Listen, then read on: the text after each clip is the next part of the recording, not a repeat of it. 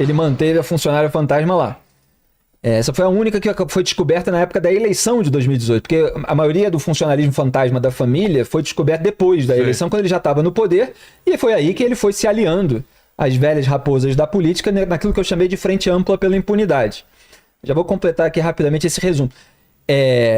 Ele tinha esse interesse, o Arthur Lira tinha 2 condenações e tinha interesse em afrouxar a lei também para usar no processo dele. O general Eduardo Pazuello usou isso também para escapar de um processo que sofreu por causa da gestão lá da pandemia. E você tinha vários outros, inclusive no campo petista. Então todos votam juntos lá no Congresso Nacional. E as pessoas ficam brigando em casa, entendeu? Por causa Deixa desse de falar pessoal. com gente da família por causa disso. Exato. E para você ver também a dificuldade de você colocar tudo dentro de uma caixinha ideológica, ao contrário de PT e PL, em diversas dessas pautas, o Novo, que é um partido à direita, e o PSOL, que é um partido à esquerda, votam juntos contra. Entende? Doideira. Então o PT e o PL estão lá mancomunados para defender os privilégios, para fazer a frente ampla pela impunidade, porque estão lá com diversos problemas judiciais e tal. O PSOL e o Novo são partidos menores e tal, não tem tantos problemas assim e posam de combatentes dos privilégios. Na hora, muitas vezes votam juntos contra os privilégios. E são radicalmente diferentes em diversas outras pautas, né? Então você não pode se limitar à retórica, senão você não vai entender nada daquilo que está acontecendo, né? E, obviamente, quem aponta esse tipo de coisa é atacado dos 2 lados pelas militâncias organizadas. E para quem acha que o gabinete do ódio acabou, existe ainda o gabinete do ódio? Não, sempre existiu, porque quem não digo criar, porque assim, de certa forma, alguma militância sempre teve, mas quem ampliou isso e consolidou isso foram os governos do PT. O Bolsonaro simplesmente emulou aqueles métodos e com os novos adventos tecnológicos, das redes sociais, do WhatsApp, cada ferramenta que dentro desse contexto foi sendo colocada e lançada ali ao longo do próprio governo Bolsonaro, tudo isso fez com que se turbinasse muito, né? E eles partiram para um assassinato de reputação, mas assim, quem já cobria a política com incisividade e vigilância do poder, como eu e outros jornalistas, poucos, né? Que é sempre bom que se diga. A gente já estava acostumado a ser alvo dessa militância organizada. Então, você apontava no governo do PT, o que eu passei a fazer no governo Bolsonaro? A mesma coisa, né? Então, assim, não mudei nada. É que simplesmente as pessoas que são ativistas de um lado, elas só admitem, eu tenho uma frase sobre isso, o jornalismo sobre o lado contrário. Elas não admitem o jornalismo sobre o próprio lado. Então a pessoa, como você vigiou os governos do PT, ela acha que você vai ficar do lado dela defendendo o político de direita, a estimação dela, em vez de você vigiar o poder em benefício da população brasileira. Vou continuar fazendo a mesma coisa.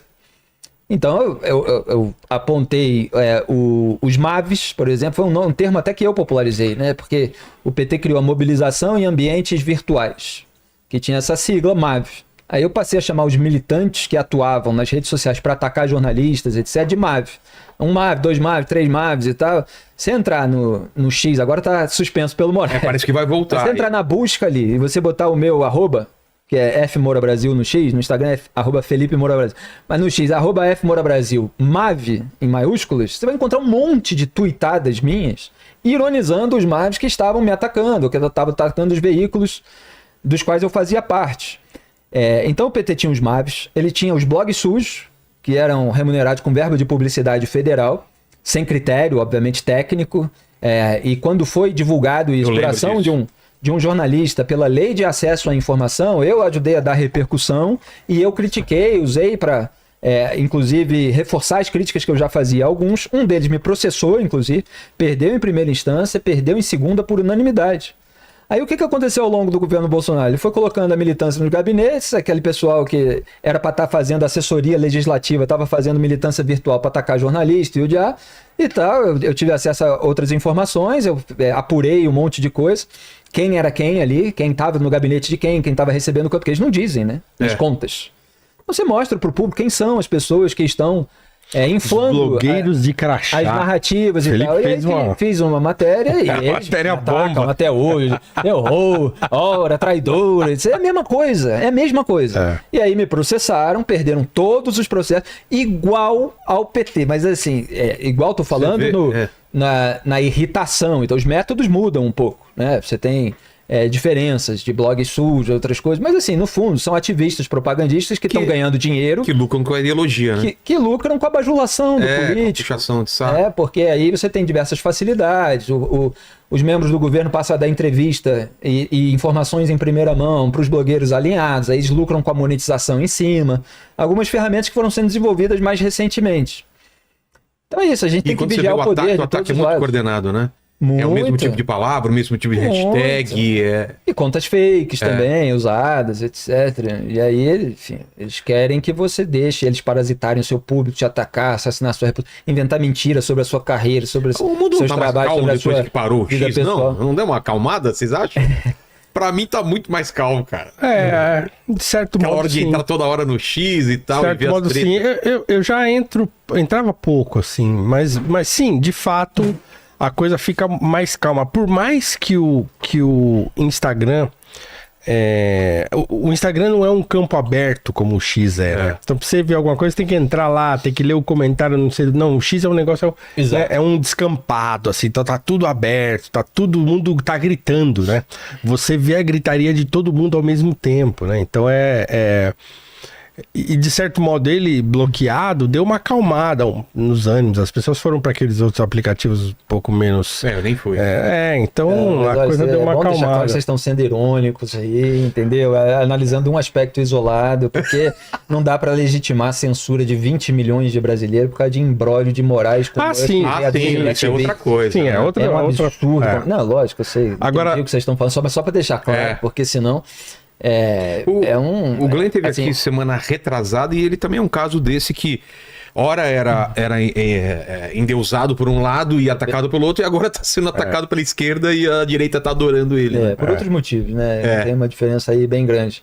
Mas o X, ele é uma ferramenta de monitoramento de informação em tempo real, local, nacional e internacional. É maravilhosa, que se tornou a melhor ferramenta. Entrava toda hora lá para saber realmente o que estava acontecendo. Lógico, para nós jornalistas, o prejuízo é imenso. Imagina a imprensa americana não poder dispor do X e tal. Seria assim, tem coisas que só um país com tradição de autoritarismo e com muitos colaboracionistas, né, para legitimar esse tipo de coisa. Então, assim, os médicos, eu fiz uma matéria, inclusive, que até o Paulo Rebelo de Castro, economista, numa audiência da comissão no Senado, que foi feita para pensar a respeito da suspensão do X, usou, que era uma médica no Thread, né, que é o genérico do X no Instagram. Ela estava reclamando que perdeu a comunidade científica que ela acompanhava. Putz. Então, assim, porque no debate político fica essa impressão de que o X é a gritaria. É conversa fiada. A gente usa o X para seguir os maiores intelectuais do mundo, para seguir os políticos de todos os lados de cada país. Então, assim, o debate público de cada país, você consegue acompanhar, monitorar, ficar inteirado em tempo real. Então, o governo toma uma decisão, faz alguma coisa, em guerra. Você tem ali o político do governo dizendo o que está fazendo, você tem o político da oposição que está eventualmente criticando, ou eventualmente até endossando determinada decisão em defesa do país, etc. Você tem os intelectuais que estão pensando sobre aquilo. Imagina os médicos que estão acostumados a seguir, profissionais que publicam artigos científicos. E assim, o mundo não se adapta à mudança feita no Brasil. As pessoas continuam no X. As autoridades, todos os políticos de países democráticos e até de ditaduras, né, como o Irã, de teocracias, eles publicam no X. Então a gente perde a fonte primária de informação, onde a autoridade coloca a sua posição, o seu posicionamento. E aí você entra no Instagram, não tem. Você entra numa outra rede social, não tem.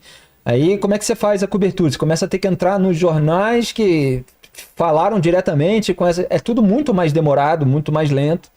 Então, assim, uma coisa grotesca aquilo que o Moraes fez e, obviamente, como a gente apontou na raiz, ele enrolou para que não voltasse enquanto não passasse a eleição, né?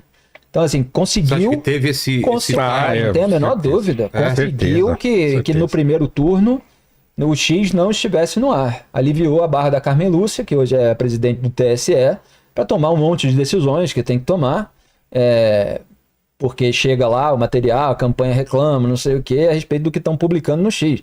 Mas olha, isso aí é uma gota num oceano de utilidades que a rede social tem.